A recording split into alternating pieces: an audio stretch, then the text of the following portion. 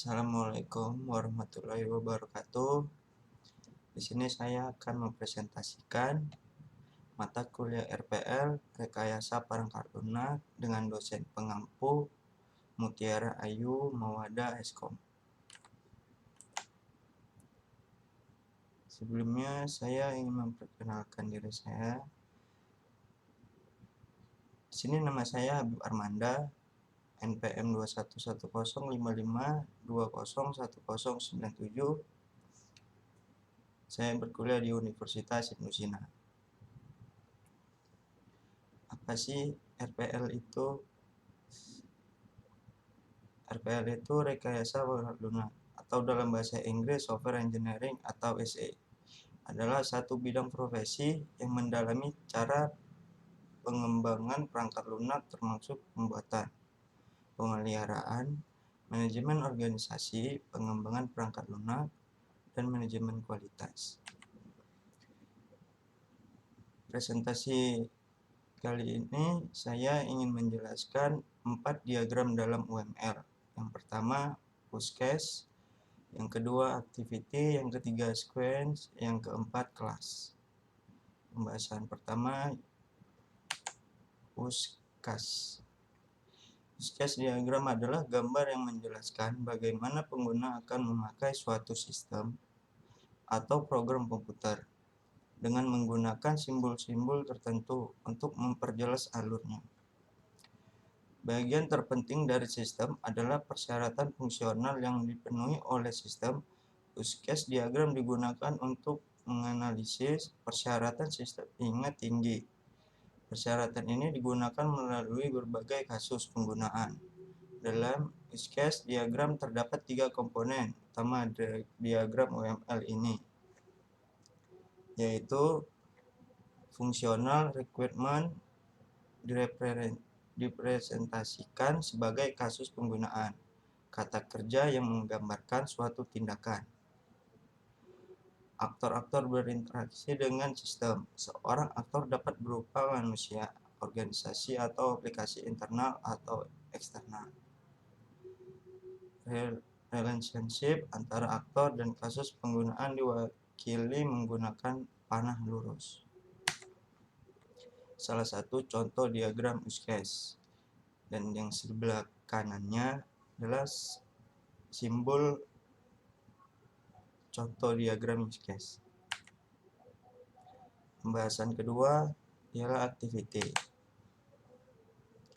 Diagram activity dalam bahasa Indonesia diagram aktivitas, yaitu diagram yang dapat memodelkan proses-proses yang terjadi pada sebuah sistem. Runtutan proses dari suatu sistem digambarkan secara vertikal.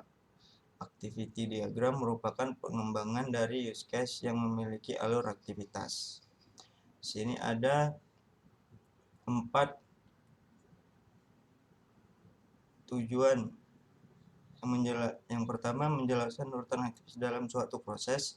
Yang kedua, di dalam dunia bisnis biasanya digunakan untuk modeling, memperlihatkan urutan proses bisnis. Yang ketiga, mudah dalam memahami proses yang ada dalam sistem secara keseluruhan. Yang keempat merupakan metode perancangan yang terstruktur mirip dengan flowchart maupun data flow diagram DFD.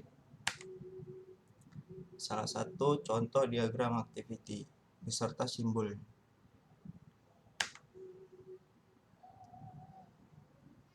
Pembahasan selanjutnya ialah sequence. Diagram sequence merupakan salah satu yang menjelaskan bagaimana suatu operasi itu dilakukan. Message atau pesan, apa yang dikirim dan kapan pelaksanaannya. Diagram ini diatur berdasarkan waktu. Objek-objek yang berkaitan dengan proses berjalannya operasi diurutkan dari kiri ke kanan berdasarkan waktu terjadinya dalam pesan yang terurut. Diagram sequence memiliki elemen sebagai berikut. Yang pertama, aktor, yaitu orang atau sistem eksternal lainnya yang menerima manfaat atau menggunakan sistem. Objek, yaitu objek yang terlibat dalam sistem. Lifeline yaitu sebuah garis yang menggambarkan masa hidup dari sebuah objek dalam sequence diagram.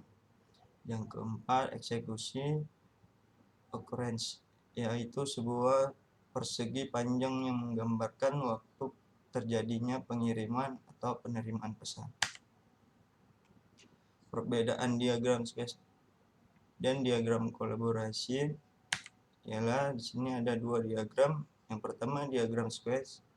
Yang pertama disusun berdasarkan urutan, yaitu berguna jika seorang ingin mereview aliran logik melalui skenario. Menyediakan cara untuk melihat skenario dalam urutan berbasis waktu. Apa yang terjadi pertama dan apa yang terjadi berikutnya. Digunakan untuk menentukan magic ordering. Yang kedua, diagram kolaborasi. Diatur sekitar objek itu sendiri. Berguna jika kita ingin menilai dampak perubahan.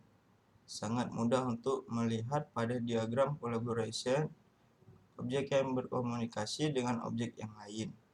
Jika kita ingin mengubah objek, kita dapat dengan mudah melihat objek-objek yang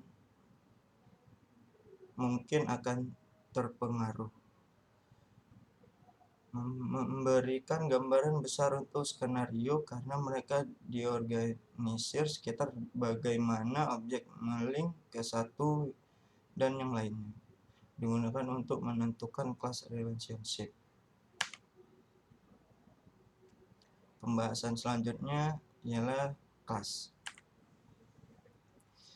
Diagram kelas adalah salah satu jenis diagram struktur pada UML yang menggambarkan dengan jelas struktur serta deskripsi kelas, atribut, metode, dan hubungan dari setiap objek. Diagram kelas ini sesuai jika diimplementasikan ke proyek yang menggunakan config object oriented karena gambar dari kelas diagram cukup mudah untuk digunakan. Desain model dari diagram kelas ini sendiri dibagi menjadi dua bagian, yaitu fungsi dan keunggulannya. Yang pertama, fungsi kelas diagram. Menunjukkan struktur dari suatu sistem dengan jelas. Meningkatkan pemahaman tentang gambaran umum atau skema dari suatu program. Dapat digunakan untuk analisis bisnis dan digunakan untuk membuat model sistem dari sisi bisnis. Dapat memberikan gambaran mengenai sistem atau perangkat lunak serta relasi-relasi yang tergantung di dalamnya. Yang kedua, keunggulan. Diagram kelas berfungsi untuk menjelaskan suatu model data untuk sebuah program, baik model data sederhana maupun kompleks. Memberikan gambaran umum tentang skema aplikasi dengan jelas dan lebih baik. Membantu kamu untuk menyampaikan kebutuhan dari suatu sistem. Gitu saja presentasi dari saya. Bila ada salah kata, wassalamualaikum warahmatullahi wabarakatuh.